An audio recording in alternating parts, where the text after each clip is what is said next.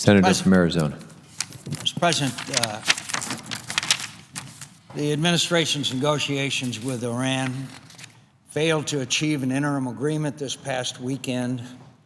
And if published reports are accurate, we owe our French allies a great deal of credit for preventing the major powers in the negotiations, the so-called P5+1, from making a bad interim deal with Iran, a deal that could have allowed Iran to continue making progress on key aspects of its nuclear program, and in return, they would receive an easing of billions of dollars in sanctions.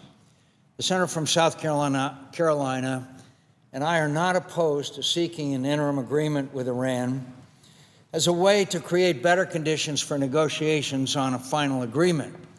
We joined with some of our colleagues on a letter to the President in support of such an approach before the Geneva Agreement. But our support was conditioned on the need for any interim agreement to be based on the principle of suspension for suspension. That is to say, the Iranians would have to fully suspend their enrichment of uranium and their development of their nuclear weaponization programs and infrastructure, including construction of the heavy water reactor at Arak. The idea would be to freeze Iran's nuclear program in place so that negotiations could proceed on how to roll it back without the threat that the Iranians could use negotiations as a delaying tactic. And I remind my colleagues, they have done that time after time. In fact, the new president of Iran, Mr. Rouhani, bragged when he was negotiator that they were able to fool the negotiators and increase the centrifuges from 150 to 1,000. We've seen the movie before. If Iran agreed, though, to this freeze, we would support, Senator Graham and I said we would support suspension of our efforts to pass and implement new sanctions. Unfortunately, public reports suggest that the administration was willing to agree in Geneva to less than a full suspension of Iran's program and to pay for that inadequate step with billions of dollars in sanctions relief. This is not a, quote, suspension for suspension, regardless of administration claims to the contrary, and that is a problem.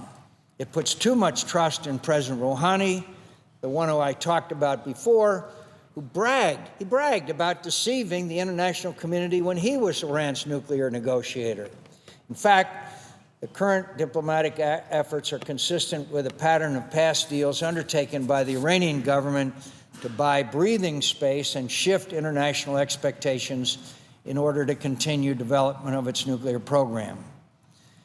We have to avoid an interim agreement that diminishes Iran's incentive to make the hard decisions that we ultimately need them to make as part of a final agreement. And that final agreement must require Iran to do the following: comply with all outstanding UN Security Council resolutions, sign, ratify, and implement the additional protocol of the Nuclear Proliferation Treaty, address outstanding concerns of the IAEA, especially through expanding inspection measures, halt construction on and ultimately dismantle the Arak heavy water reactor, stop development of advanced centrifuges, and turn its supply of enriched material over to the IAEA.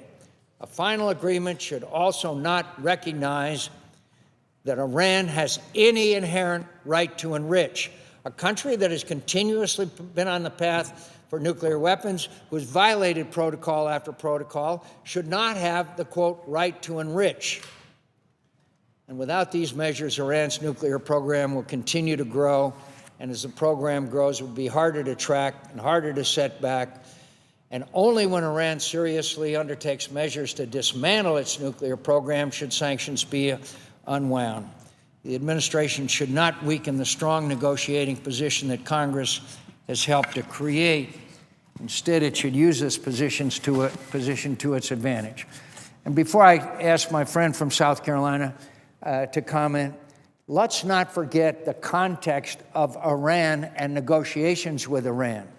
This is an arms control issue, the nuclear weapons. Meanwhile, we seem to ignore the fact that Iran is spreading terror throughout the Middle East and would like to throughout the world.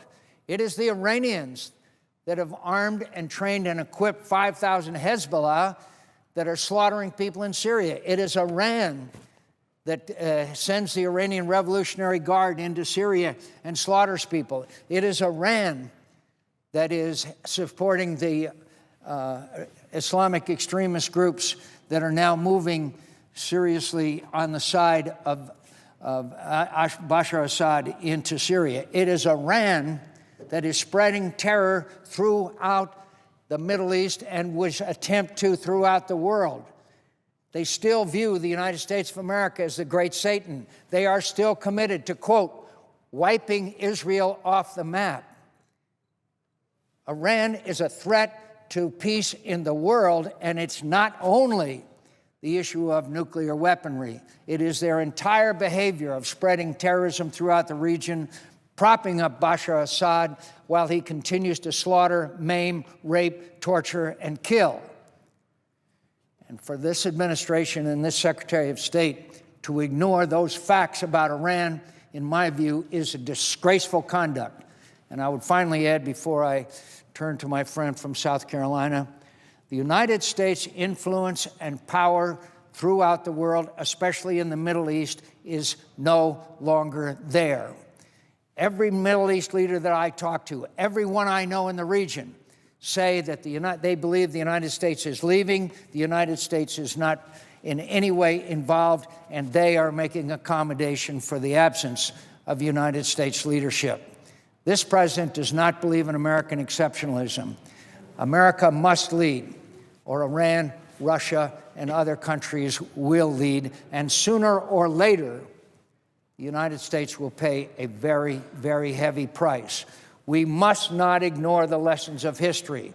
We've several times in our history tried to withdraw to Fortress America, and every time we've paid a very heavy price. So I would ask my friend from South Carolina, it's important, this Iranian issue. It is of transcendent importance, but I do not believe that it can be viewed in a vacuum, considering Iran's continued effort to try to undermine and destroy everything that America, freedom and democracy, that we stand for.